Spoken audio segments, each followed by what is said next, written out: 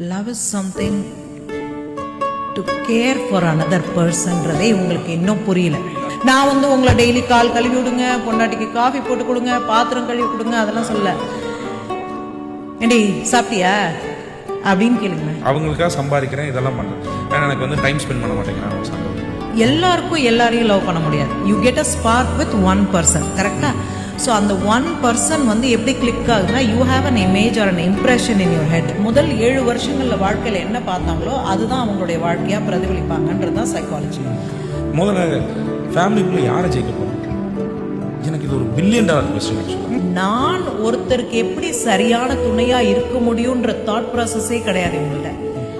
வர்றவன் எப்படி எனக்கு சரியான துணையா இருப்பானே யோசிச்சுட்டு இருக்காங்க. நம்ம ஓட்ட சட்டி ஓட்ட கல்யாணம் பண்ண எல்லாருமே அதான் சொல்றாங்க, கல்யாணம் பண்ணாதீங்கிறாங்க, பயத்துண்டோன்னு விட்டாங்க. ஒரு பெண் வந்து நீ வேணும்னு நினைக்கிற வரைக்கும் மட்டும்தான் உனக்காக எதையுமே தியாகம் செய்வான். நீ வேண்டான்னு முடிவு பண்ணிட்டா உன்னையே தியாகம் பண்ணிட்டு போயிடுவான். தன் மேல நம்பிக்கை இல்லைன்னா அடுத்தவங்க மேல நம்பிக்கை